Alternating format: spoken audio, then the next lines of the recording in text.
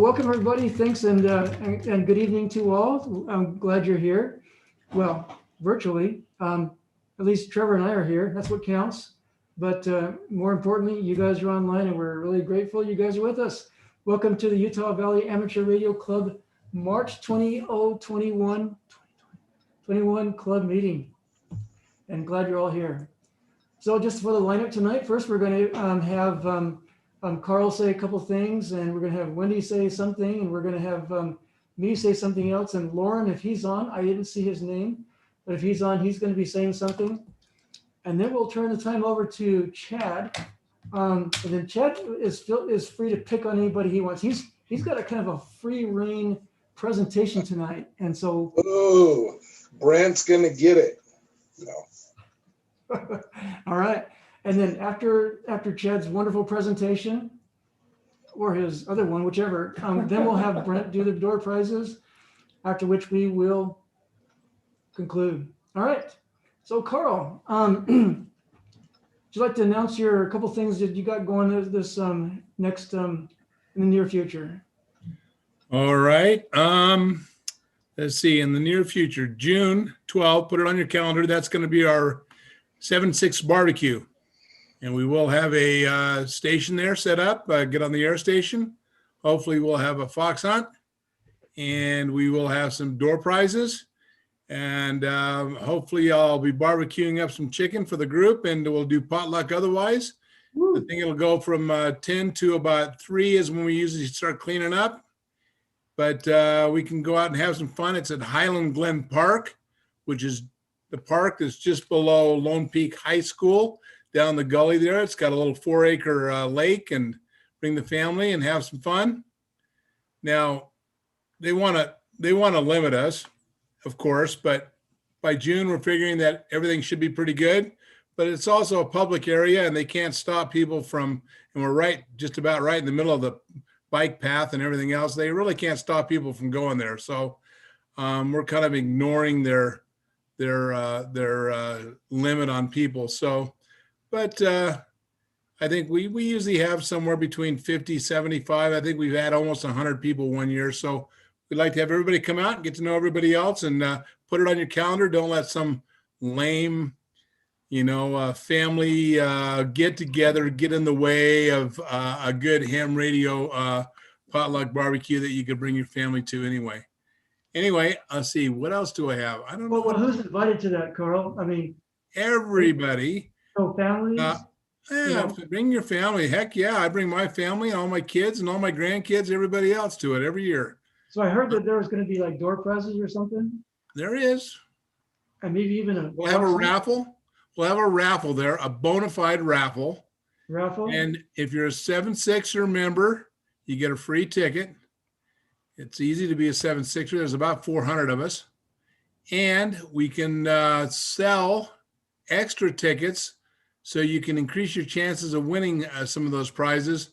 And that's how we that money is how we support our chicken habit every year. So anyway, and to get on the air station is always a lot of fun. Set up an antenna, and we'll set up an antenna and let people get on HF there. And we always make some good contacts, even though we're down the gully. We always seem to make some good contacts there. So tell us again when it is, Carl. Tell us again when. June 12th. Okay. It's a Saturday, and it's in Highland Glen Park, which is just below Lone Peak High School. It's a little lake there, Highland Glen Park. Google it. Take a look. We're in the we'll be in the pavilion there, and the pavilion usually handles about 80 people pretty well with the tables and stuff there. So what do people need to bring? We'll put a list out on the 7-6 group of things, suggestions, but bring a potluck item, a side dish, or a watermelon, or some silverware, plates, soda pop, something, potluck style. And we'll make sure we usually have about 100 pounds of barbecue chicken, and any leftovers we usually give away to the people that need it. All right, this is free of charge now?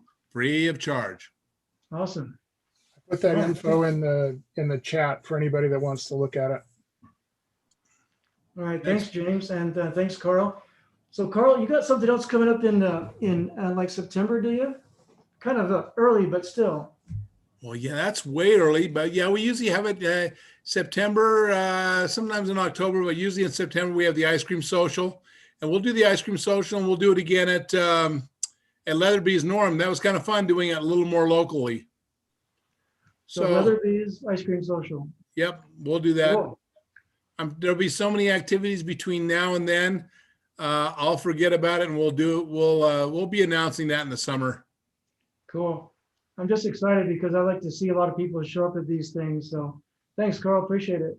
I got one more comment about, I have had if anybody's got any comments about it or knows anything that I don't, please fill me in. But I've had the Jackson Hole Area Amateur Radio Club net, which goes on Monday nights, has been canceled for about the last 3 or 4 weeks.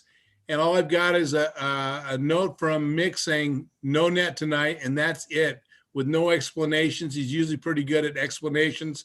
So if there's a health issue or a equipment issue there, I don't know. I keep getting questions about it, and we miss doing that net. But if somebody's got any information, please let me know. I'd love to, let the people know that frequent that net. Yeah, it sounds like it's time for a phone call because I'm not sure what's going on either. So we'll talk to him. I'll forward you an email. Oh, it sounds like Chad knows. All right. Yeah, very good. I got an email from him too. So same thing as Chad, probably. All right. Thanks, Mike. All right. So at this time is Wendy on the screen. All right. I'll tell you what. I'll go ahead and take her spot, and I'll just say really quickly that we had a good Winter Field Day. We announced it last month, but I'll just kind of say it again. Thanks to everybody who came to Winter Field Day. It was really fun over at the Linden Marina. A lot of people showed up, which is good and bad. Good because we had a lot of participation, a lot of camaraderie. Everybody ate up our pizza. Bad because we actually ended up with 2 people who got COVID. I trust that by now it's been long enough that they're probably well, but I know at least one of them is, so that's good. Feels sad that anybody got sick at all. Hopefully it wasn't because of us, but it could very well have been. At any rate, we had a good time. And as far as our numbers stacking up, so we had a 7% increase of our points over last year. Last year we got over 8,900 points, and this year we got like 95 or something like that 100. It's very nice. So way to go, everybody who participated. Thanks to Carl for leading the show and getting us all those points overnight and everything, and Chad for running the digital station, and everybody else who did so much to help out. So appreciate that. You guys really rock, and I suspect we'll probably be #1 in Utah again. Anyway, thanks, guys. All right, let's see. And what was next? That was more points than we got in summer field day. Yeah, don't rub it in. I know what you're saying. Yeah. All right. Well, I think they count them differently too. The multipliers are different. But yeah, thanks to Ralph for getting us all of our CW contacts. That was pretty awesome. All right, let's see. There was one more thing. Oh, Lauren, is Lauren on the chat at this moment, or are you on video? I am.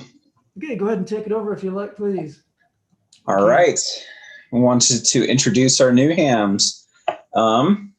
This month, since we're not sharing a screen right now, it doesn't look like, I'm just going to read them. There's a lot, so let me catch my breath for a second. If you're ready to share, I can make you a co-host. It's okay. I'm going to read them. Okay. We got Tracy. These are all the new technicians. Tracy Anderson, Curtis Gumby, David McDonald, Aaron Smith, Connor Fackrell, William Snyder, Cale Webb, Suzanne Van Beek, Elmer Van Beek, Noah Assay, Steve Amundsen, Kim Outen, Larry Cheeseman, Fran Christensen, Troy Garner, Jess Hickman, Bradley Jex, Sheila Jex, Bryce Larson, Heather Larson, Nathan Lingwall, Spencer Nelson, Wade Richens, Dee Rosenbaum, Cindy Sowards, John Sowards, Brendan Taylor, Dorothy Taylor, Tyler Voorhees, Aaron Westberg, Juliana Westberg, Tregeron Baylil, sorry, I probably murdered that, Jason Carlson, Colette Carter, John Christopherson, David Edwards, Susan Edwards, Brian Halliday, Deborah Hart, Jessica Johnson, Mary Miller, Rick Miller, Mark Osler, Rick Powell, Eva Price, Bob Price, Ryan Walker, Christopher Williams, Adam Meese, Dusty Sube, and Josh Sube, James Keller. Whew. Congratulations to all those new technicians. It's a Man, I think that was longer than my presentation that's coming out. Well, this will make it longer, and we've got a handful of upgrades too. We have KC7FJU, Stuart King, upgraded to General. KE7WJW, David Campbell, upgraded to General. KJ7BFT, Carter Allen, upgraded to General.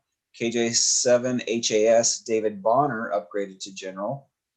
KJ7MDO, Jeremy Shaw, upgraded to General. N7EKF, Kent Flowers, went to Extra. And N7HSA, Lynn Edwards, also got the Extra. So congratulations to those folks upgrading, and especially those new generals getting on. Looking forward to hearing you guys on HF. So everybody give them all a hand. I see lots of hands clapping. That's awesome. There you go. Okay. Noji, back to you. All right, thanks, Lauren. And yeah, definitely welcome everybody to the club. And those who are actually in attendance here tonight, thanks so much for being with us. And thank you, Lauren, for your time to put that together for us. All right, well, let's go ahead and move into our presentation time. And Chad, is this a good moment for you? Yep, it is. Let's see if I can share a screen here.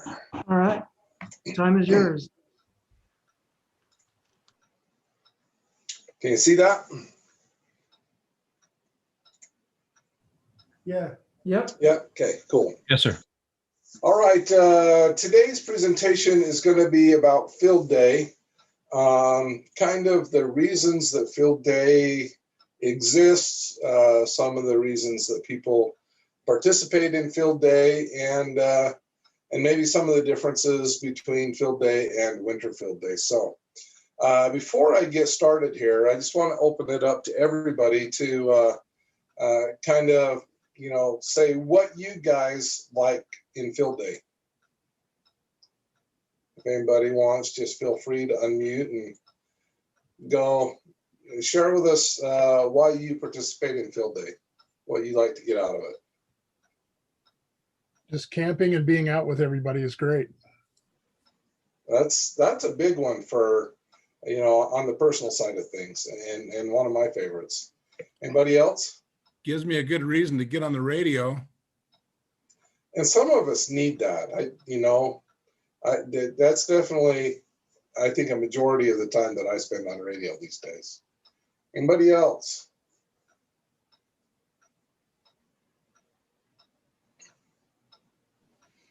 I like experimenting with the antennas and portable equipment and power sources and stuff. Yeah, the emergency side of things, kind of, the alternative power sources, getting up and setting up your equipment where you're not, got your antenna that you got up permanently at the house. You got to figure out how to get an antenna up and get your radio powered and get grounds going, all that stuff. So that's all great experience to have for cases of emergencies. In fact, I don't know that this is going to be an emergency yet, but there were 3 earthquakes in New Zealand today over 7 magnitude. And they're thinking that, a potential tsunami is going to hit Hawaii here in a couple hours. So, you just never know when something's going to happen. So hopefully everybody in New Zealand's okay, and Hawaii will dodge the wave, but you just never know what's going on. So, all right. So let's get in here. Jack, can I answer one more question about that? Go ahead. Early on when I used to do Field Day, early on, I want to say, several years back, it was a good way to get to know what I wanted to do with my equipment, even at home, and how to do it, because we were doing it in its simplest form out on field day, and you can adapt a lot of that knowledge to your own station, and so it was good experience. And before I was a general, it was a good way to get on the air with an Elmer when you didn't have an Elmer and things like that too. So. Yeah. And I think that's a really good point. You know, just the Elmers themselves. You can get out there. You can talk to somebody who knows how to do CW. I don't know that, but it's fascinating to sit and watch them and watch them work and learn from them. You know, I've had a lot of people come sit down and say, "How are you doing the digital and what's involved and what do I need to do to get into it?" Or how do I log a contact? You know, all things that you can go there and ask questions, and there is somebody there to give you an answer. So thanks for that, Carl. That's a very good point. So I think we've covered a lot of these already, but we'll go through and cover some of them. Emergency preparedness. You know, we talked about that. The one thing I didn't mention is it gets out and exercises your equipment. You know, how many of us have a generator that's sitting in the garage that hasn't been started for 10 years? You know, in an emergency, if you need to go start that generator, guess what? It's not going to start. It's got old gas in it. The carburetor is going to be gummed up, and you're not going to be able to make power. You know, you got a radio that you haven't used for 10 years. You get it out, hook it up, and you're either going to have to dig out the manual or something to figure out how to run it again because you haven't run it for 10 years. So it just keeps you current with your equipment, lets you discover different options to deploy your equipment. You know, if you've got different, you know, antennas that you want to set up or experiment with, it just lets you become familiar with your equipment and learn how to use it. So in emergencies, that's very important. And again, going along with that, training ourselves. We've got to keep ourselves current in how to run things as well. You know, especially a lot of people I know that get into radio for emergency preparedness. They get in, they do a lot of stuff right up the front of things. Then they kind of lose interest, and then, you know, before they know it, their 10 years has gone by and their license is elapsed. So if you stay current, stay trained, then you're ready for all that. So that's one of the great purposes behind Field Day as well. This next one, the demonstration of emergency preparedness to the public, government, and served agencies. We don't do this as much during winter field day, but during summer field day, we always try to make a point of inviting government officials or different agencies, you know, the Forest Service out to come and see what we're doing, to let them know the kind of things that we can provide for them. We've got a lot of people that work with the sheriff's department and stuff like that. So, you know, when they figure out the services that we can provide for them, then they're more likely to come to us for help that we can provide. So that's a good opportunity to do that. Experiment with the antennas. I mentioned a little bit about this. Experiment with your antennas, portable equipment, and power sources. It's fun to get out there and see the different things that people have. You know, I always pack my generator out, and that's kind of boring.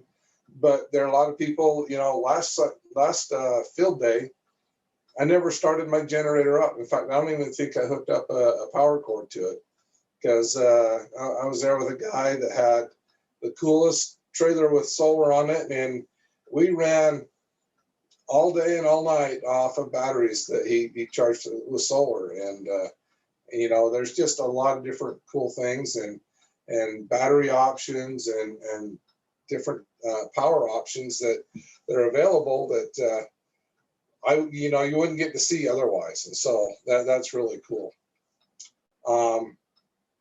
then these last four, somebody mentioned this as well. It's just a lot of fun. I get out and I get to hang out with a lot of my friends that, especially over the last year, I haven't gotten to see that much. You know, I haven't got to see them in person. I talk to them on the radio or see them on the computer like this, but getting out and being with the other hams and talking to them, sharing stories, you know, talking about the contacts you made last week or how far away. And it's fun. It's great camping. It's, you know, we do the potluck dinners that are always a lot of fun. But not only is it good for the friendship, it's good for motivating you as a ham to stay involved, to you know, participate in these events and to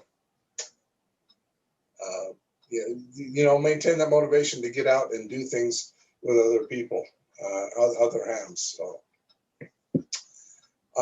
this first one is a good one on the next page here. A chance to try different radios. How many of you, you know, dream about the next big radio you want to get, or wonder, you know, if this kind of radio is a good fit for me? It's always a great chance to you know, try different radios. I know Carl loves his 1200 DX, and you know, a lot of people have made contacts on his radio that he brings out.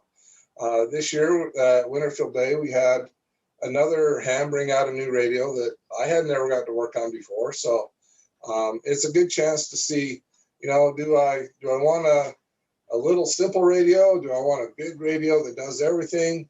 Do I understand how to do everything on it? You know, it's a good chance to get to know some other equipment.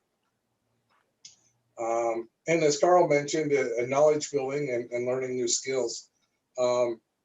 Field Day is all about, you know, learning and building skills. Like we said, there's always somebody there to answer a question. And there's always an opportunity to sit down and learn how to do something else, how to put up an antenna, how to ground a radio, how to, you know, run emergency power, all those things. Gives you a chance to do stuff that you normally wouldn't get to do. It's a good option or a good opportunity to recruit new hams. You know, invite your friends out, especially, you know, invite them out for the dinner, have them go around, see what we're doing, get on the air on the GOTA station, let them talk to some people across the country or even in a different country, and get them excited about some of the things that you can do with just a wire sticking up in the air. And then, you know, a lot of people like the challenges of operating in less than ideal conditions, especially for Winterfield Day. This applies. But Summerfield Day, you know, a couple of years ago, we got snowed on pretty hard and it froze and was cold. But, you know, and a lot of people like doing things outside of the normal, you know. I think Lauren used to, or maybe still does the Summit on the Air type thing where you pack a battery and a radio into a backpack and hike up onto a peak and see if you can make some contacts. So it's a lot of fun. And then, you know, there's always the contest portion of the field day.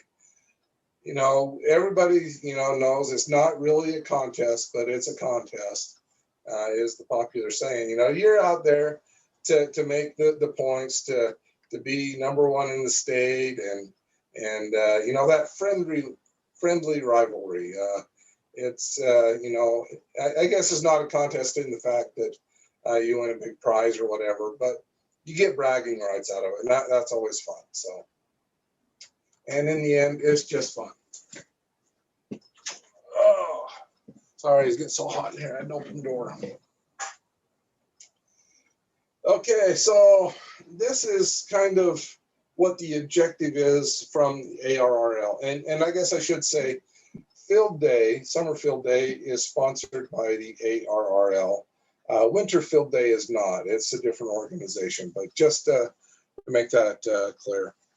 So the objective of Field Day is to work as many stations as possible on the 160, 80, 40, 20, 15, and 10 meter HF bands, and some 6 meter as well. So I don't believe we've ever worked 160 because that's a lot of wire to put up, but we worked just about all of those other bands, and we made contacts on all those other bands.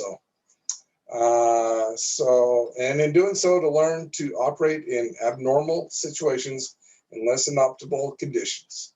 A premium is placed on developing skills to meet the challenge of emergency preparedness, as well as to acquaint the general public with the capabilities of amateur radio. And I think we've covered most of those pretty good, so we'll move on. Just some history about Field Day. The first Field Day was held in 33, sorry. So that's not quite 100 years ago. It's been going for a long time. It was started with a few participants, and they actually scored it for that first Field Day. Of course, you know, the scores were pretty low as there weren't too many people out there doing it or aware of it. It is an annual tradition that has grown.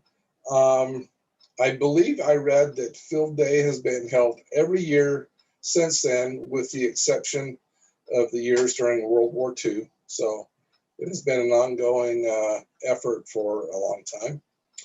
And it is the most popular ham event of the year, at least here in the States. So there is a URL there if you want to look up some more history about Field Day. It's pretty interesting.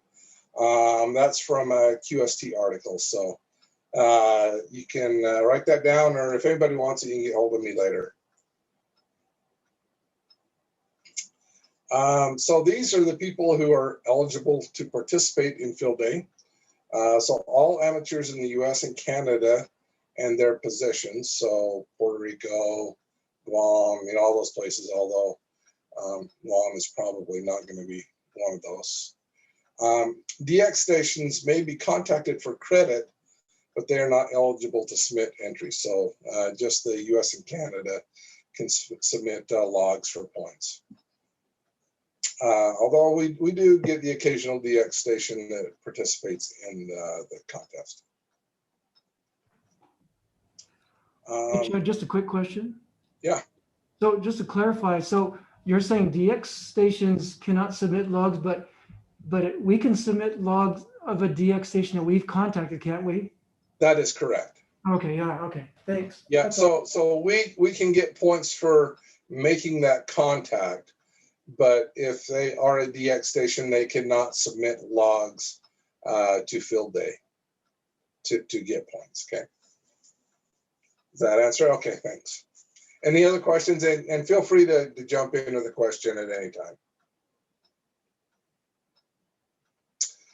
Okay, these are the classes, and I wanted to throw these in here. Just, I know the first couple of Field Days I went to, I knew what our classification was, but I didn't know what any of the others were, and I didn't really know what they meant. I just heard people, you know, giving me their classification. So, Class A means that you're a portable station with 3 or more operators and using 100% emergency power. So you're not running off of commercial power.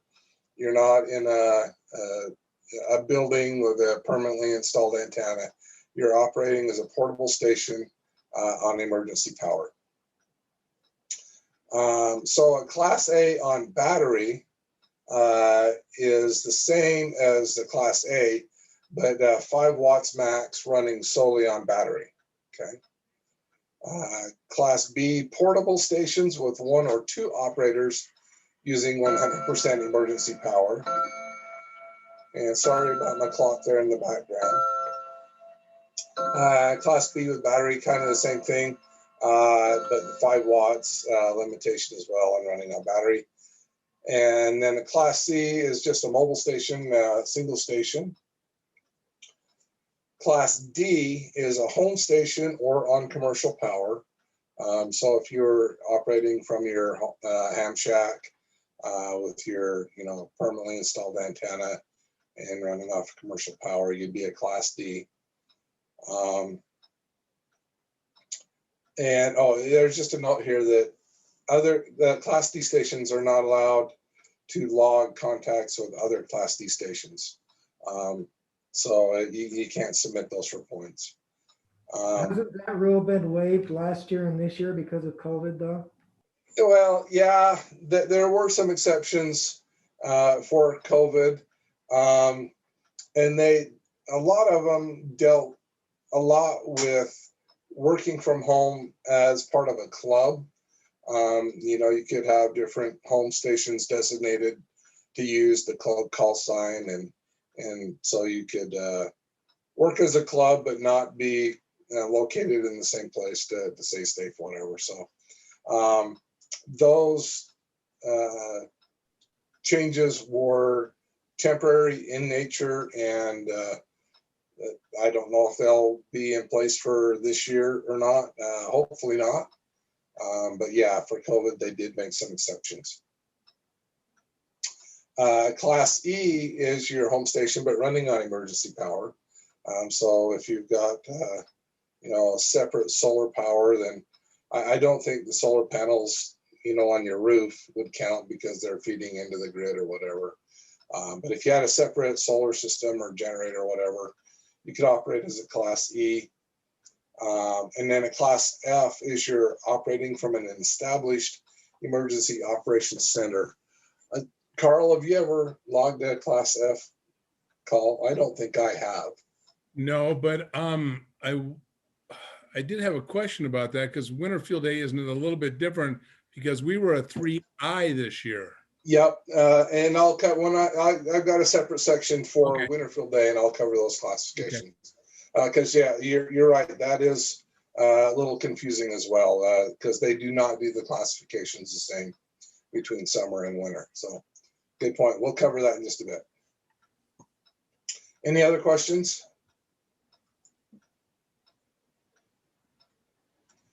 Okay. The other thing that we can do on both winter and summer field day is we can set up a GOTA station. And particularly for field day, there are some restrictions on what they want the GOTA station to be used for.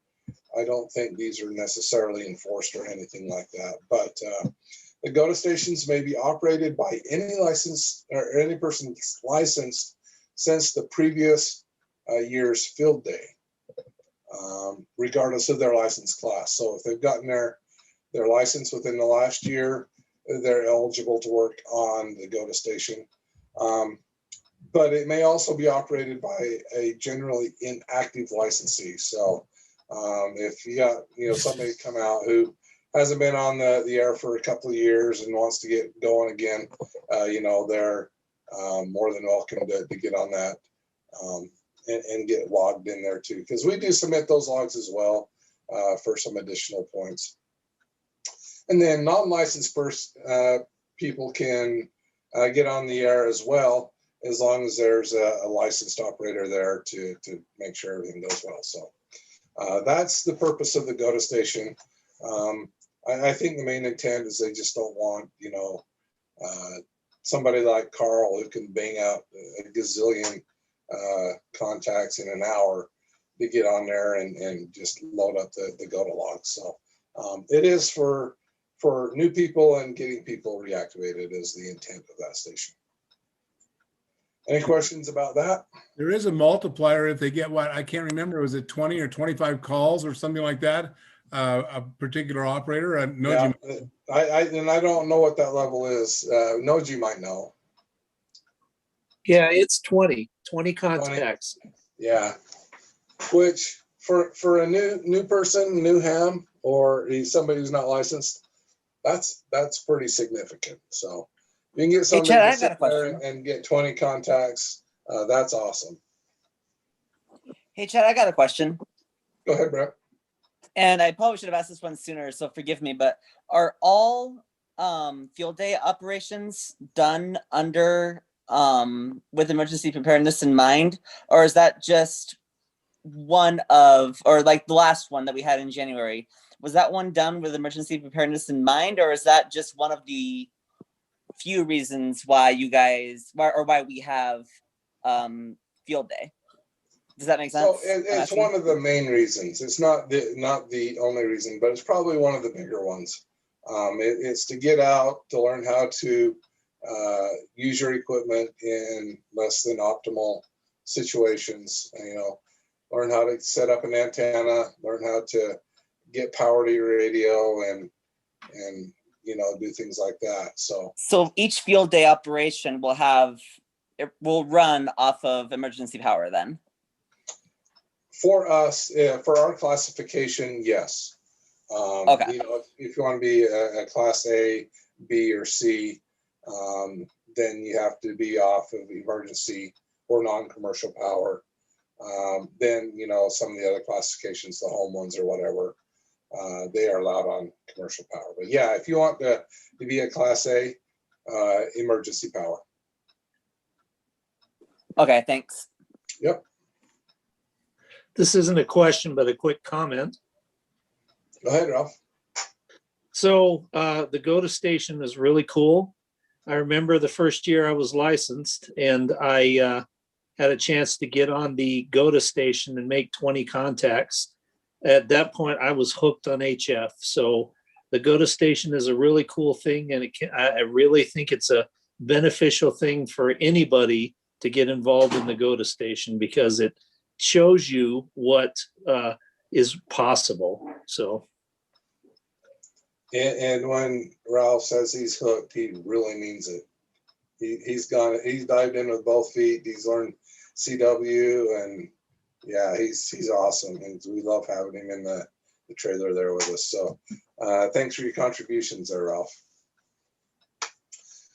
Okay, this is kind of maybe the boring stuff about field day, but it's kind of the stuff that we have to do to be able to be official, to make a contact, to make it count. So the exchange, and that's what it's referred to as, is the exchange, is you have to tell the distant end, the number of transmitters that you have at your site, the class of your operation, your ARRL section. So an example of that would be, you know, once you've, you know, made a contact with somebody, you've exchanged your call signs.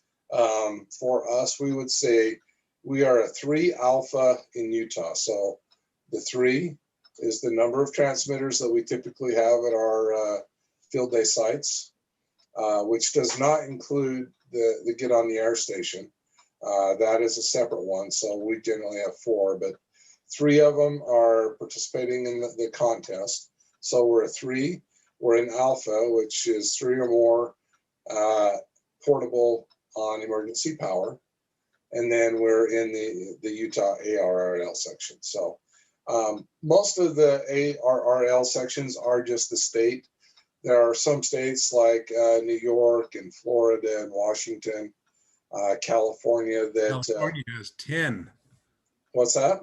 California has 10 sections. California has 10. Yeah, they're so big, so many operators that they break up into different sections. So like California has the San Jose Valley, San Joaquin Valley, Sacramento Valley, Santa Barbara, San Francisco, LAX, yeah.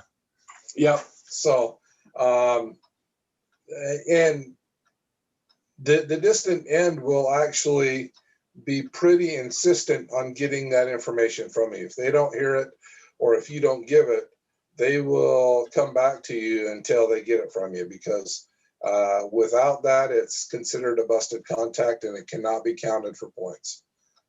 So you need to make sure you have that.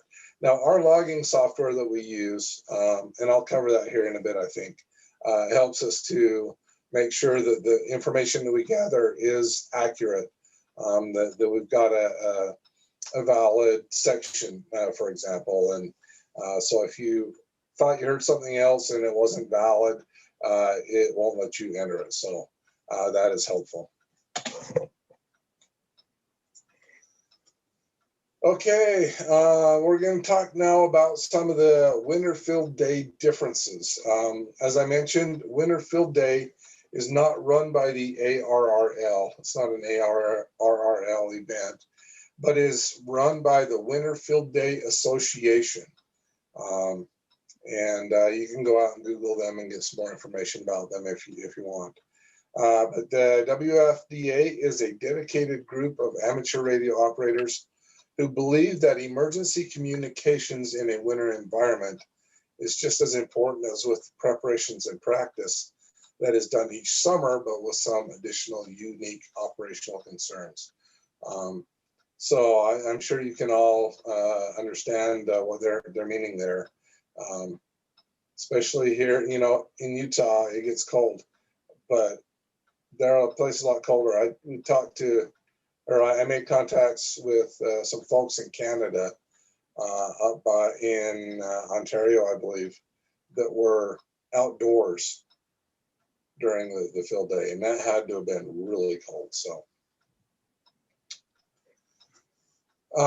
continuing on from what this is their mission statement. We believe, as do those those entities of the ARRL organizations like ARES and RACES, that maintaining your operational skills should not be limited to fair weather scenarios. The addition of winter field day will enhance those already important skills of those that who generously volunteer their time and equipment to these organizations. This is why winter field day is open to all licensed amateur radio operators worldwide. So there's a big distinction. This is for everybody worldwide. No matter where you are in the world, you are eligible to participate in this event. ARRL was, US and Canada, but they've included everybody. Disasters are unpredictable by nature and can strike when you least expect them. The WFDA's goal is to help ensure your skills and ready you for all environmental conditions found in the US and Canada during the spring, summer, and fall and winter. Preparedness is the key to a professional and timely response during any event, and this is what local and state authorities are expecting when they reach out to the emergency service groups that offer their services. So, I think that was the end of that, yeah. How many of you got into ham radio as for emergency communications purposes? How many of you was your primary reasoning for getting a license? That would be That me. was my primary reason. That was my primary reason also. Yeah, mine. Yeah. I would guess that at least 80%. Fatten them on our grass, so we're cutting your herd. You claiming we're trespassing? Okay, not sure what that was, but I would say that probably 80% of the folks here in the club got in for emergency communications purposes. So, and that's the whole driving force behind this. Now, I personally, I got into it because I love doing radio in the military and I missed it. So I got in for different reasons, but I do end up participating in a lot of emergency communication stuff. So it is a very, very important part of ham radio, and being ready to participate in that is very important, I believe. I am not going to read all of this, but Winter Field Day has said no to some of the digital modes that the ARRL has said yes to. So FT4, FT8, the Summer Field Day, those are eligible digital modes. The Winter Field Day guys said, nope, that's not good for us. And this is kind of their reasoning behind it. And when I first heard that, I thought, man, why are they hating so bad on some of the new innovations out there? But once I saw their reasoning behind it, I got right behind them, and I understand it and support them in that.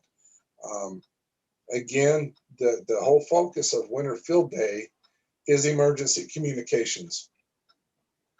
And some of these digital modes just do not lend themselves to emergency communications. They're good for sending a simple exchange only. Here's my call sign, my location, and a signal report. And that's about it.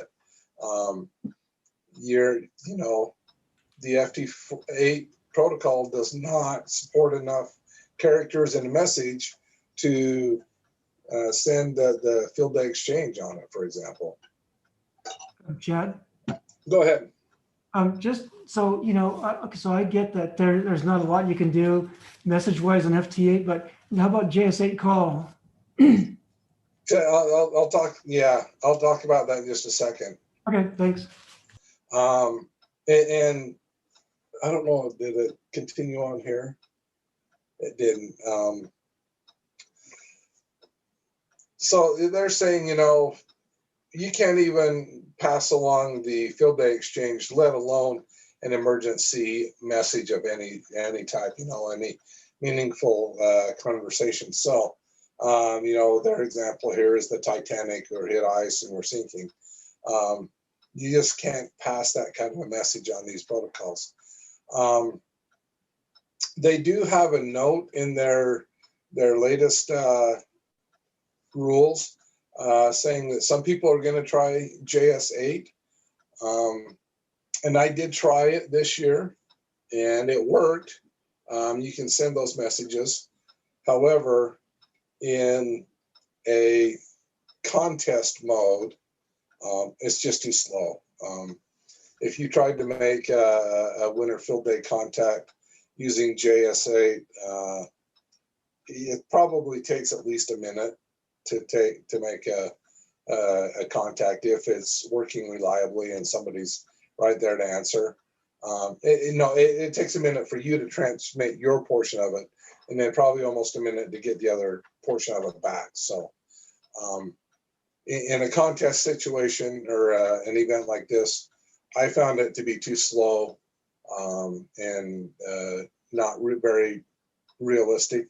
In an emergency situation where you're working on a compromised antenna, conditions are bad, and it's really hard to get a weak signal through. Yeah, JS or JS call would be great. They'd probably be able to get messages through that you couldn't any other way, maybe other than CW, if you knew somebody that could do that for you. So, yeah, it's definitely there. It's a great tool, just too slow for contesting type thing. So, any questions about that? So what mode did you use at field day to make all your contacts?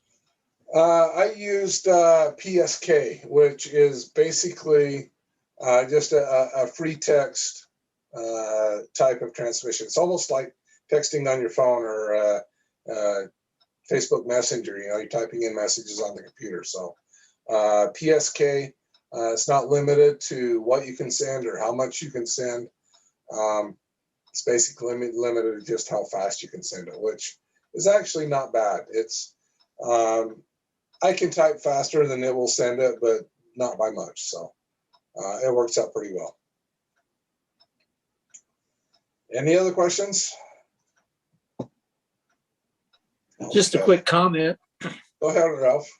I was going to say I could probably bang out 5 to 6 contacts in a minute on CW. Oh, So yeah. that is pretty slow. And CW, for making contact, CW is faster than any of the other digital modes, I think. Yeah, you can bang it out faster on CW than you can send characters over a digital mode and decode them. So yeah, CW is definitely faster and better, but limited in the fact that, nobody has to learn CW anymore. So only those that really want to get into it learn CW. And I think it's a dying art. I don't think it's something that I could ever do. It's just my brain doesn't work that way. So hats off to those of you who can. It's awesome. Anybody else? How many slides have I got left? I don't know. Anyway, so we talked about, Carl asked about the field day exchange for winter field day.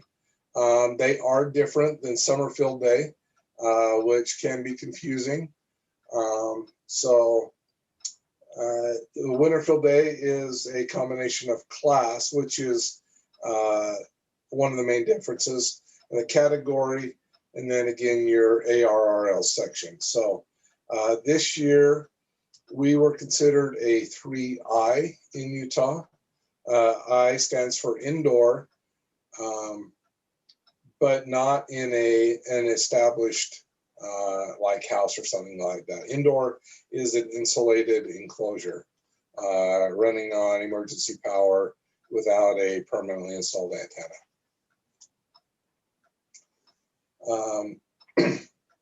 So there are the three categories. Indoor, like I said, is an insulated enclosure. I've done enough of them in non-insulated enclosures to know that I don't enjoy that. Outdoor is that category. You can be in an enclosure, but it can't be insulated, basically. So a tent trailer or like a cargo trailer or something like that that's not insulated. And then home.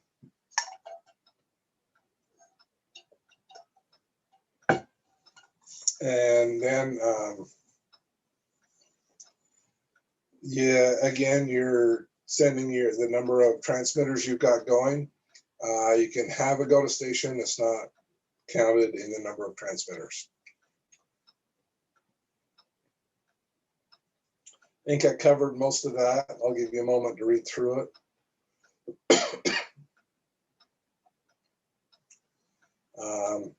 Any questions about the categories?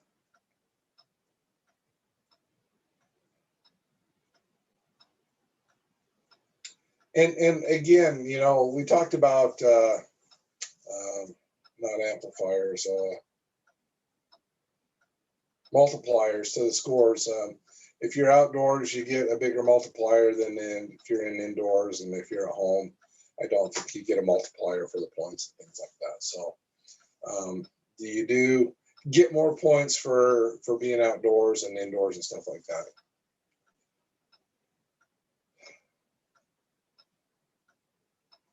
Any questions about being a home station? Chad, some people might have a question what a multiplier is. So a multiplier, there are several things that you can do to get multipliers, but a multiplier is you take your total score and then you double it or triple it or something like that, or you get an extra 500 points for doing safety briefings, or if you have news organizations come out or do a press release type thing, you can get additional points to add on to your total score. One of the more common multipliers that we talk about is CW contacts and digital contacts count as 2 points, where phone or voice contacts count as 1 point. So you get a multiplier for digital and CW contacts you make, type thing. So, you know, those are some examples. Does that make sense to everybody? Hey, Chad, I got a question. Go ahead, Don. I should know the answer to this, but what are the power limits for running the field days? You can run up to 100 watts. There are some categories that are limited, like the battery categories. If you want to claim that multiplier, that's a multiplier. You're limited to 5 watts. So up to 100 watts otherwise. Thank you. Appreciate it. Yep. Outdoors, again, you're operating in a partially or fully exposed to the elements, insulated enclosure type thing, 30 feet away from your normal station, not using your permanently installed antenna. That's kind of a big thing to them, is getting out and setting up equipment. If you want to be part of those categories, you got to go set up your equipment. Okay, that was it for me. I know that Carl had said that he wanted to talk about some of the things that we did right or maybe did wrong during field day. So I'll throw it out there for any questions before I turn it over to him. So if you've got any, let me know. Otherwise, we'll let Carl talk for a minute, because Hey, Chad. Hey, Chad, there was a question in the chat there saying that stations.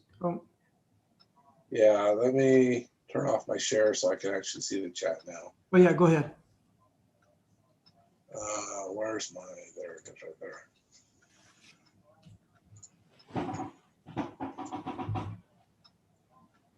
Okay, so the low power QRP, like I said, yeah, if you're doing the 5 watts, that does add a multiplier. If 2 operators in a group contact the same remote contact, does that count as 1 contact or just 2? The answer is it depends. If you are making the same contact on the same frequency and the same mode, so if you made the same contact on phone as somebody else, we only get to count that once, and our logging software will prevent you from logging that a second time. If you make the contact with the same station on a different frequency or a different mode, then those do count. You can make, 1 contact per frequency per mode. It's per band, not per frequency. What's that? Per band. Yeah, good distinction. Different band. Sorry, yeah, that's true. Not frequency, different band. We can make one a contact for CW. We can make a contact for digital and a contact for phone for the same call sign on the same frequency or on the same band.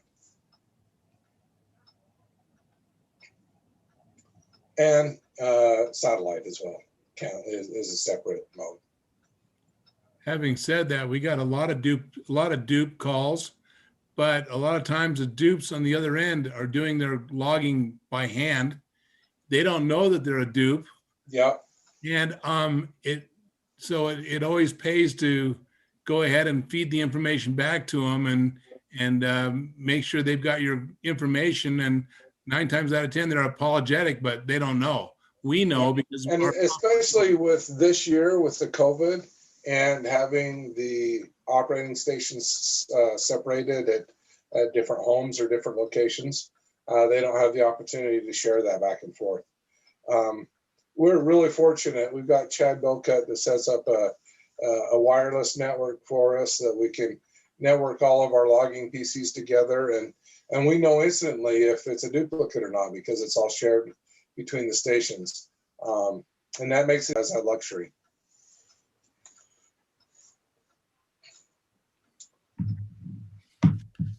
Let's see. Talking about bands available, you mentioned 50 megahertz and higher. Would that include 20 or 2 meters, 7 centimeters? If so, would Echolink or IRLP be permissible? Yes and no.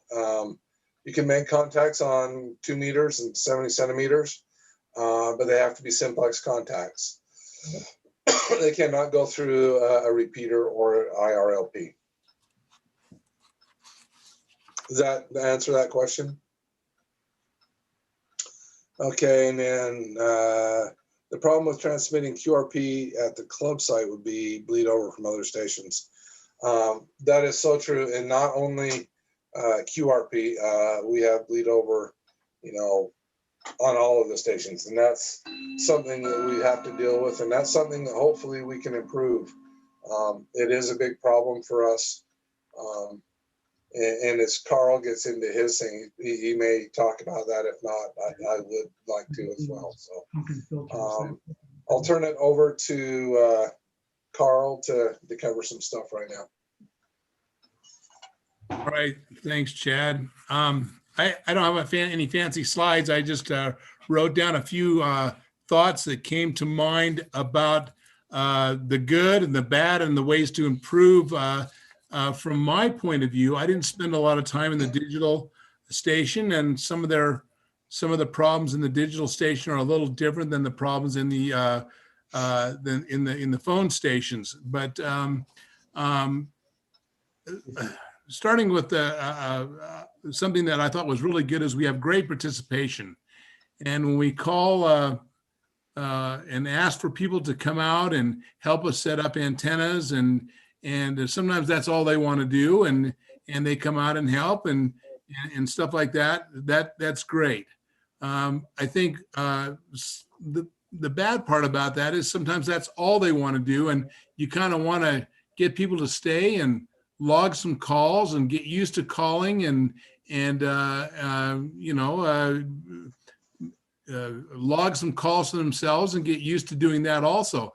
And I see a lot of shyness there, and it's probably mostly because of guys like me that have done it for a few years, and I want to make calls, especially early on. You got to secure that frequency, and if you don't pound on that frequency and keep your call sign moving on it, somebody will steal that frequency from you. Just as quick as you blink, somebody else will be calling CQ on that frequency. So, from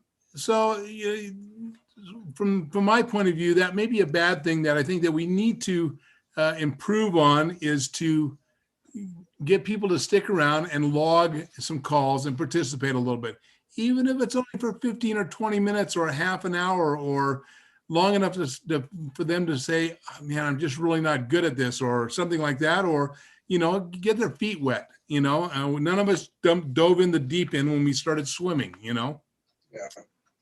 And I think one of the things that goes along with that is people get a little, timid about saying, I want to do it. They get in there and they watch, a team of somebody calling and somebody logging, going, and they're doing great, and they don't want to interrupt. I know in the past we've actually had sign-up sheets that people could sign up for a time slot or whatever, and that might help, make it easier for somebody to say, it's my turn, I want to sit down, instead of, thinking, no, they've got it and they're going, and I have to wait till they're done. Yeah, that was my improvement side of this, was to have signups, and we've done that before. They haven't always worked well. Did I lose something here? We still got you. You still got me, but I don't know where I'm at. Something got touched here. Let me go back, find myself. I don't know where I went. Oh, there I am. Sorry about that. Touch the mouse with something. The next good thing I think we have is 3 stations, which is great. I think 3 is a good amount. I mean, we've heard of people out there even on Winterfield Day that had like 15 stations. I know that some of those are probably home, but it wasn't. I heard a lot of people say they had 7 or 8 stations, and I kind of, how do you do that in a club situation? Because the radius, as I recall, and I think Winterfield Day is the same, is 1,000 feet. You have to be within 1,000 feet is the regular rule, not the COVID rule, but the regular rule. So I think 3 stations is a great number to be out there and to have enough places to put bodies and to get people used to putting calls in there and antennas up and everything else. What I saw in Winterfield Day, and I'm going to just kind of play good cop, bad cop a little bit here. On Winterfield Day was, one of the stations seemed to be down more than it was up. And I think the way to improve that was to get active managing those stations, have somebody assigned to manage them, and to make sure that, even if they're not around, that somebody follows up and makes sure that that station is managed. Because during the prime time, and I'm not talking about prime time, is not between 1 o'clock and 7 o'clock in the morning, it's everything else. During prime time, it's important to stay on the radio and make those calls, because as Chad was explaining, the point system, the more points you get, the more multipliers you get, the bigger your score, the better your club. And so that's kind of what it's all about, it is the competitive nature of it. So if some of us seem like we're a little pushy and wanting to keep things moving, it's because we want the radio to be continually active, but we don't want to lose that frequency that we're on. If we got a sweet spot on the band, we want to hang on to it as best we can and everything else. Now, having said that, one of the bad parts about it is proximity. And Chad and I had this problem in this field day, and we probably should have planned a little better. We have in the past planned a little better. We probably should have had one of the stations around the corner over by the on the other side of the L, away from each other, so we didn't bleed all over each other, even on adjacent bands. Sometimes we were bleeding on, he'd be on 20 and I'd be bleeding on him, or they'd be bleeding on me when I was on 40. So it was crossing over band to band. So I think that we need to, work on our setups a little better and make sure our proximity's a little better, and take advantage of that 1,000 feet limit as best we can. It'll make us all walk a little more, but other than that, if we're between stations, I think it will help us a lot to not be bleeding all over each other. And just one comment I've got about that, Carl. Last year at Summerfield Day, I think we did a lot better job at it than last year. We got things separated out, and we actually got one station around behind a hill to shield it from the other two. So I think that was a good advantage. Again, as far as feeling connected to the rest of the group, it's a little harder because you're not within visual sight or whatever. But we were able to use some of the terrain to our advantage to block some of that interference. Yeah, and I walked down to Kelly and I walked down to Dalen's station, and I think he might have been pushing the limit a little bit on that 1,000 foot.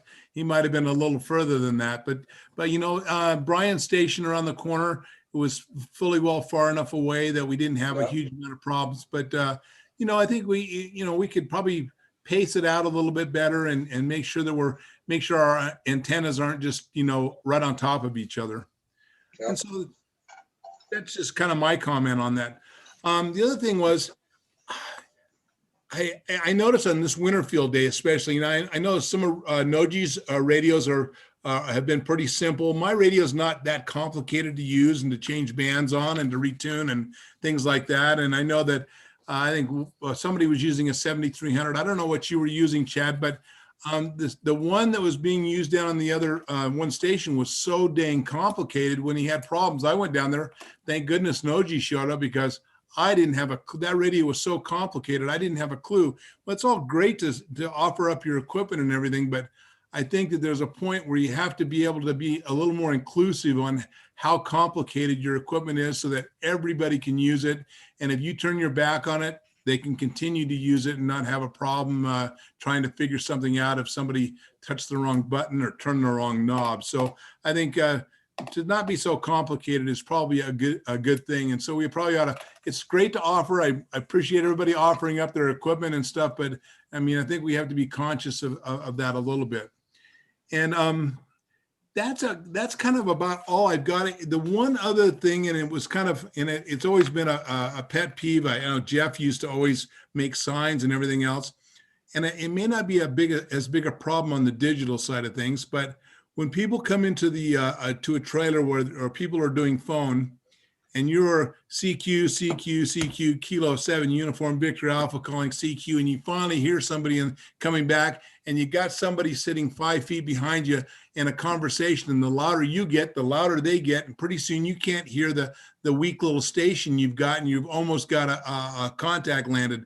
And in some of the signs that Jeff used to make for the trailers and stuff was to please whisper, please, kind of be conscious of when you go into a trailer or go into a situation like that, to try and keep your, whisper your quiet voice down so that the guys working the station and the logger has to hear that stuff too, the guy sitting next to him. And so I have found in sitting behind the station before, and I've done this myself before too, I've gotten a little too loud, but I can actually hear sometimes better and be a help to the person making the call, because I can hear that call where he's so close to the radio, he may not be able to hear it. It's hard to explain this, but you're sitting 5 feet away and you can hear it right away.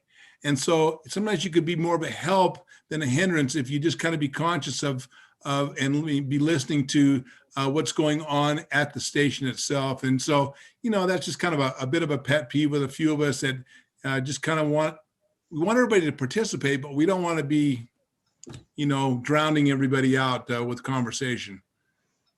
Yeah, and that's not as big a deal in the digital station. While we're doing digital, we do share that with the CW. So we discourage conversations while they're doing CW because they're concentrating pretty hard on decoding that in their head. So for logging, it's not nearly as big of a deal because that's usually done by the same person. And digital, the extra noise, you're reading it off the screen. So if you want to come and have a conversation with somebody or just visit, the digital trailer is probably the place to do that unless they're doing CW. Yeah. But that's Can I just go ahead. Sorry, Carl, didn't mean to cut you off there, but I want to echo that because I'm still new at CW, to be quite honest with you. So I really have to concentrate hard in order to decode all those signals. And when people are talking in the background, it's rough. It takes a lot of mental energy on my part in order to do that. So I would certainly appreciate when I am operating CW if people can keep the talking to a minimum. Yeah, I agree. Anyway, we want to have fun out there, and it's hard to multitask. It really is hard. And when you're trying to pull signals out, it can really be tough. And sometimes I find myself waving my hand, trying to get somebody's attention behind me to quiet down. I'm trying to hear, and I don't want to be mean about it, but it's just like they probably don't realize what they're doing in a small enclosed area. But yeah. Well, thanks, Carl. I guess I'll just open it up for any last questions or comments before we turn it back over to Noji. Yeah, I've got a question.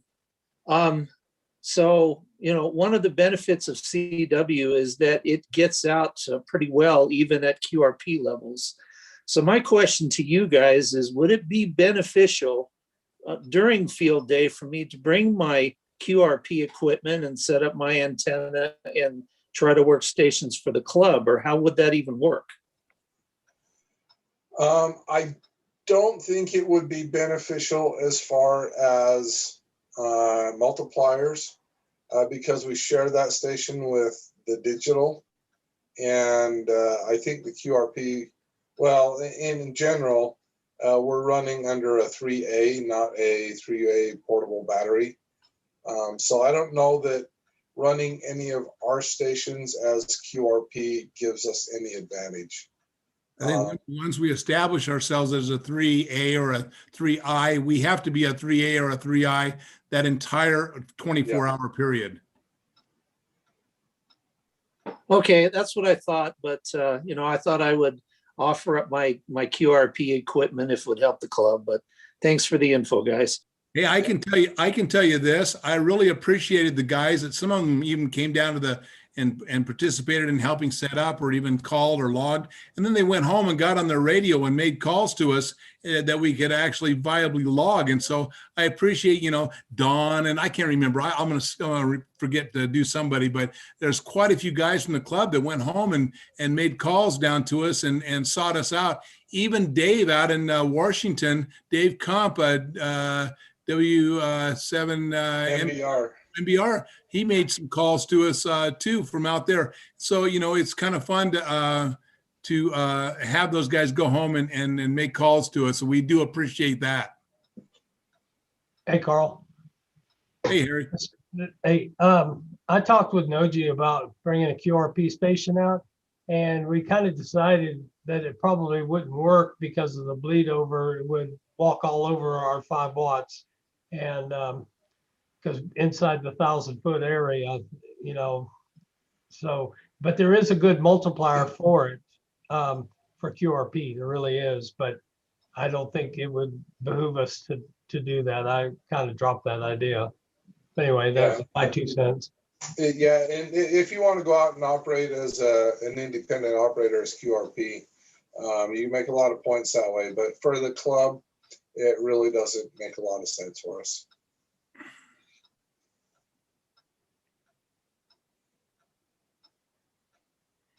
Okay, last chance before I give it back to Noji.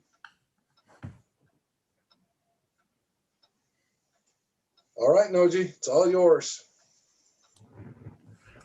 Wow, thanks, Chad, so very much. And also, Carl, for helping out. Appreciate those, your good time on your presentation and preparation on that. Thank you very much. And I always look forward to field day, I'll tell you what. And my personal thing is just to meet people. And, I mean, getting on the air is fun. I love the GOTA station. That's why I always want to do that. That's the place where I really shine. I like to meet the kids and the parents and the unlicensed folks, and just to get them on for the first time. It's just such a blast, so, and I don't mind setting up that station all separate, even though it doesn't count for much of the points, but it's a lot of fun. Anyway, thanks, Chad.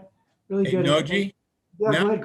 now might be a good time to announce what day field day is, so everybody puts it on their calendar and doesn't let some funky family reunion get in its way. Well, yeah, if you want to announce it, okay, it's on June 24th. Let's see, 25th and 26th this year. No, 26th and 27th. There you go. So Saturday, June 26th and Sunday, June 27th is when it officially goes. So it will run from noon, Saturday 26th to noon, Sunday the 27th. And we'll start setting up on Friday afternoon, night, and that sort of thing. Unfortunate. That's right after my family reunion, Carl. Right after it. Oh, good. And some of us go out on Wednesdays and start staking out our territory and make a regular family camping trip out of it. Absolutely. And yeah, I'll try to be out there Thursday again. So very good.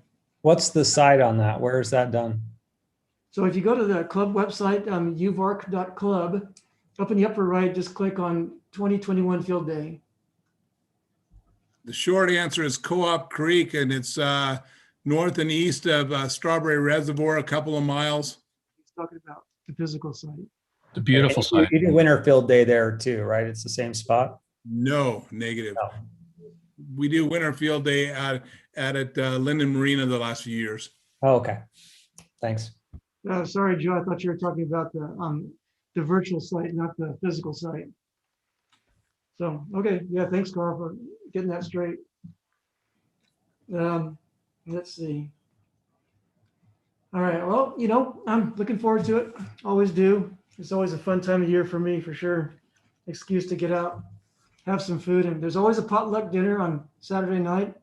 That's what draws a lot of us together, especially our families, to come visit us. Poor folks transmitting. But anyway, thanks, Carl. Thanks, Chad. Let us move on. First of all, I just want to make mention that I neglected to mention one more thing, and that is that we have a celebrity with us tonight. And this person not only passed the technician exam, but also the general too. And her name is Jessica, and she is KJ7UVZ. Jessica Johnson. If you're there, please feel free to unmute and say hi. Hi, thank you. That was That was a fun shout out. I appreciate it.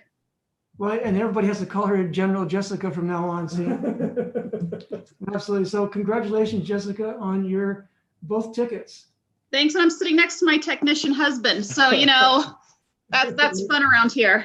It's all good. Yeah. And congratulations to both of you, Rick, too. All right. Let me just mention one thing about the door prizes, now that we're going to come up to them here really quickly before we end this show. And that is, we had more conflicts in the door prize numbers this time than any other time. And it's because for some reason, a lot of people decided to use their birth year as their door prize number. Now, I mean, look around you. You're going to see everybody is about the same age, okay? So we got a whole bunch Except of for people. me. Okay, except for Brent. Everybody, a bunch of people chose 1952, 1954. You get the idea, okay? So a lot of conflicts. So if you chose a number that was in conflict with another person, I didn't recontact you about it. I simply added one to your number and then went on. And if that was a conflict too, I added two. Anyway, so if your number gets chosen and it's one or two off than what you submitted, well, now you know why. Anyway, so just a warning. All right. Also, I just want to say, and I always forget this, but a big thanks to Trevor for setting up this meeting, this awesome place for us at his workplace to get this meeting kicked off, and appreciate his work he puts into it and getting the live stream going on YouTube and everything. So thank you, Trevor, very much for that. And on that note, by the way, just let you know that this is probably going to be the last time that we are going to need to do this on Zoom. Not that we don't want to. In fact, we'll probably continue always streaming, but starting next month, our April club meeting will be in person, and it will be down at the Central Utah Water Conservancy District, place right next to the hospital there near the mouth of the canyon. Information about wearing of masks, distancing, and that kind of thing will all be given out later on. As we get closer, we'll know better about the rules because they change, it seems like, week to week. But this Utah State is what owns that place, and they announced that they will let us meet there now. So our club meetings will be in there from now on after this one. And it's not an April Fool's joke, right? And that's a good point, Carl, because Carl, I didn't know that was our next club meeting is going to be on April 1st. And it wasn't until Carl pointed it out that I realized that. But no, it's not an April Fool's joke. It is real. So for those who do believe it's a joke, there is still Zoom. You can join us that way. Not a problem. But anyway, all right. That's all I got to say there. So let's go ahead and turn the rest of the time over to Brent. Brent, are you ready? I am, but I'm feeling kind of sad now. Okay, Brent is sad. I'm no longer the youngest person in this group. There are two people so far that beat me. So that makes me feel kind of sad. I held that title very strongly for the last couple of years, and now it's being taken away. Well, just lie about your age, Brent. That's what a lot of these guys do. Those two 10-year-olds, they're probably lying about their age. Gosh. The other thing, April Fool's Day. No, you didn't hear me say that. April Fool's Day is kind of like my Christmas, so it's probably a horrible time to be going back to in-person meetings. Just that I let you know that. Anyway, everyone, thank you very much, Carl and Chad, for your presentations. That was awesome and really enjoyed it. For tonight, we have 5 main prizes and two special prizes. We're going to start with the 5 main prizes. And they are in no particular order. I cannot speak English today. An ARRL annual membership, a Nano computer, an ICOM IC 2000H 55 watt 2 meter mobile transceiver. That is a mouthful. A signal stick antenna, and of course, Noji's favorite, club light. Heck yeah. Okay, so I'll just kind of show this. This is the signal stick. I hope you can see it. It's kind of hard to see, but This is the antenna. This one's only for a bell thing. So if you got one of those, this is your antenna for you. You can choose this, or you can choose this 2-meter transceiver. It's an ICOM 2000H. And it does. I told Brent that it did not have a microphone, but it does. I just left that at home. Anyway, so it does have a microphone. I believe it works. And we have this thing here, which is a black box. Actually, what it is, this is a nano computer. So this is a computer. It's like your laptop, except without the screen.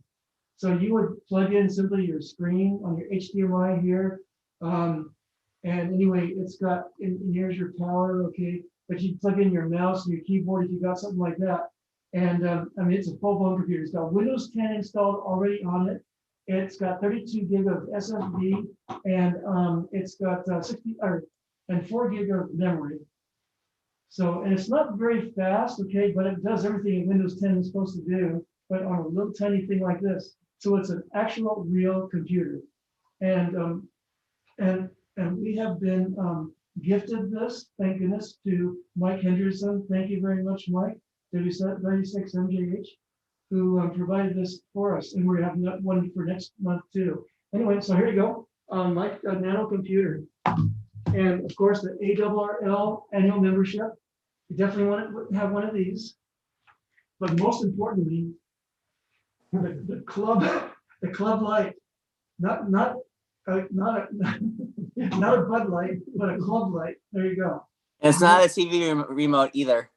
It's not a remote. And I turn it on, except it has this little battery protector thing you can pull out. Anyway, so you might want this. These are your choices. When Noji was first showing me that thing tonight, I was like, that looks like a TV remote. So anyway, just a reminder, we are using an app now. So all of these drawings are random. I am not manipulating it in any way, shape, or form.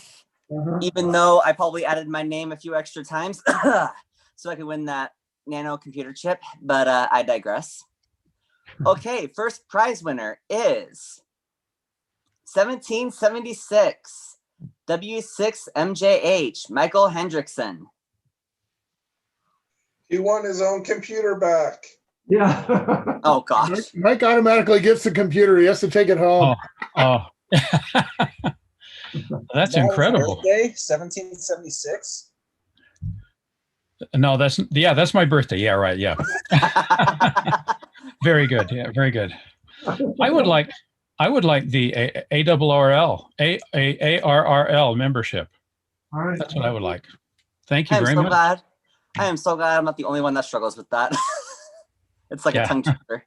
ARRL. Okay, thanks. Okay, so Michael Hendrickson takes the ARRL membership. Prize number 2 goes to Corey Miller, 4698, KJ7 EFO. Yeah, I'm here. I'd like the transceiver. Okay, Corey Miller will take the transceiver. Noji, let me know if you need me to take notes on any of these. I think I got it, but thanks. Yep. Hey, Corey, it's yours. Prize number 3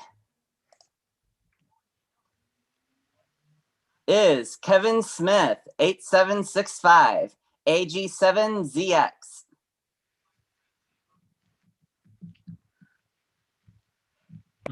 Just trying to get off mute. Let's see. So what's my choices? The nano computer and the club light? Club light. Yes. Or the antenna. Or the antenna. Or the antenna. I'll take the antenna. All right, antenna is yours. All right, prize number 4. 1234, James Brown, W7JHB. I know what he's going to pick. I are here. I'll take the club light. That sounds amusing. Maybe I'll turn it into a remote for my TV. Okay, the club light is yours. Hey, Noji, do I have to click the draw button, or can we just say it's 8171 Brent Gray, KE7 SAO for the for the nano computer. I'll let you pray about it. How's that? You had to go there. Nope. Yeah, let your conscience be your guide. Yeah, I totally deserve this one. 7074 K9 GKG Gavin Grow. Okay, Gavin. Hey, that's me. Congratulations, Gavin. Wonderful. You win my very coveted nano computer. Very nice. Well, thank you. Hey, Nochi, who's the designer of the club light? The club light. Vista Print. Okay, so reason I was asking was Alvin was wanting to know. Okay, so now we're on to our two main prizes, which of course is Carl's Pockrus J-pole. Our second prize is the TYT UV88 handheld transceiver. So the first person will get to choose between one of the two. The second person will take what's left over. Person number one is Bill Collins, 1968, KE4 EOC. Bill Collins. All right, Bill, are you on the air? Are you on the air?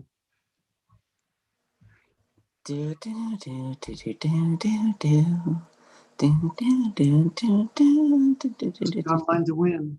Is he maybe on YouTube? Why don't you call it out one more time, Brent? Bill? Okay, so we've got. Well, call Bill out one more time. 1968 KE4 EOC, Bill Collins.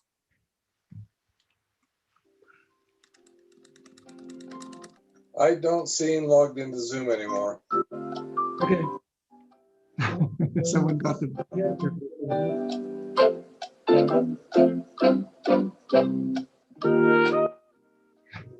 All right. Go ahead and pick another Very one. nice, Brent. Good job, buddy. Copyrighted. I'm sorry, I couldn't resist. Okay, so we'll redraw for person number one. Once again, the prizes are the Pockrus J-pole and the handheld transceiver. Chris Miles, 4332 KI7 IVP. I'm here. I will Okay, take which the one? transceiver. All right. Okay. Got So yourself a Chris handheld, Miles- Chris. Thank you. You'll like it too. All right, so the person getting the Pockrus J-pole, And it comes with Clayton Lother, 5959 WY7CDL. Y. What is it? WY what? WY7CDL. 5959. Clayton. That'd be Clayton. Yeah, he's on chat. I don't know if his mic isn't working, but he says, "Awesome, I'm here." Okay, Clayton, you got it. You got the Pockrus J-pole. Those J-poles are wonderful. They're just wonderful. I love mine. Hey, by the way, Clayton, just a quick question. So you don't live in like North Carolina or anything, do you?